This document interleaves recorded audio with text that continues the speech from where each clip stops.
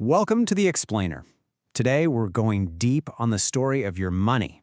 Not just the cash in your wallet, but the very idea behind it, and how a century of conflict and politics completely changed what it's worth. You know that question up on the screen? It's not just some hypothetical. A series of events, starting with a world war, kicked off a chain reaction that completely and permanently rewired the entire global financial system. We're going to break down exactly how we went from money backed by actual physical gold to the system we have today.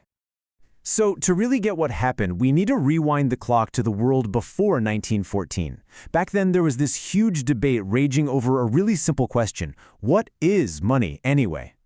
And it really boiled down to two competing ideas. In one corner, you had the gold standard.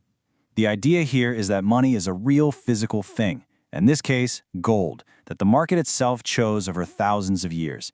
And in the other corner, you have fiat money, which is a system where money has value simply because a government says it does. That's it. And here's the absolute game changer. With fiat money, the government is in charge of the supply. It literally holds the power to create more money out of thin air. Now, that is a massive departure from a system where new money has to be physically dug out of the ground, right? So this world of market-chosen money, this era of, relative peace and globalization, it all came to a sudden, violent end with the outbreak of World War I in 1914. Suddenly, governments all across Europe were facing this unbelievable problem. Industrial warfare had an astronomical price tag, and it left them with a really stark choice: either limit the war to what they could actually pay for with their gold, or find a radical new way to pay for it all. Well, they chose the new way. Within just a few weeks of the war starting, every major country involved ditched the gold standard. Citizens were told, sorry, your paper notes can no longer be swapped for gold.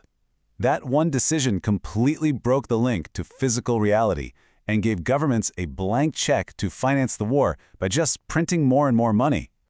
And the results? They were immediate, and they were devastating. I mean, just look at this data. It compares these currencies to the Swiss franc, which actually stayed on gold. The value of money in places like Germany and Austria just collapsed. The life savings of entire nations were basically wiped out to pay for bullets and bombs. Okay, so let's jump to the aftermath and see how this all unfolds. After the war, there was this shaky attempt to kind of glue the old system back together, but the foundation of sound money, it had been permanently cracked. You can see on this timeline a clear pattern emerging, a drift away from sound money. Instead of going back to the old gold standard, governments started moving toward more and more centralized control, basically stumbling from one crisis into the next. The really big move, though, was in 1933, when the U.S. government made it illegal for its own citizens to own gold. Think about that. They forced everyone onto government paper. And this all led up to the Bretton Woods Agreement in 1944. A brand new global system was created, not by the market, but by a committee. It basically set up a pyramid. Gold was at the very bottom, the US dollar sat on top of that, theoretically exchangeable for gold by other governments, and then every other currency was tied to the dollar. But, there was a fatal flaw baked right into this new system. The whole thing depended on one country, the United States, acting responsibly and not printing too many dollars. Well, that discipline, it wasn't going to last, and it all came to a breaking point in 1971. A French economist named Jacques Rueff just nailed it when he said the U.S. was financing its spending through a deficit without tears.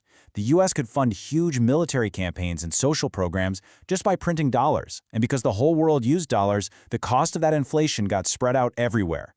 Other countries got really nervous. France, famously, even sent a warship to New York to demand its gold back. With its gold reserves just pouring out of the country, the U.S. was backed into a corner, and it was forced to break its promise. Live on television, President Nixon announced the gold window was closed. And in that one moment, what we now call the Nixon shock, the very last link between the world's money and physical gold was gone, severed for good. And with that final restraint just gone, the money printers went into overdrive. The U.S. money supply absolutely exploded, rocketing from about $600 billion in 1971 to way over $12 trillion today. The era of pure government-controlled fiat money was officially here. So why does any of this matter? What are the actual real-world consequences of living in a world where money can be created without any limit at all? Well, this new system brought a few predictable things along for the ride. First, chronic inflation. That slow, constant feeling that your money just doesn't buy as much as it used to. It also allowed governments to take on unimaginable amounts of debt, and it introduced the terrifying risk of something called hyperinflation. 56. That's the number of times a country has gone through hyperinflation, the complete and total destruction of its currency, just since the end of World War I. This is an economic disaster that was basically unheard of under the gold standard.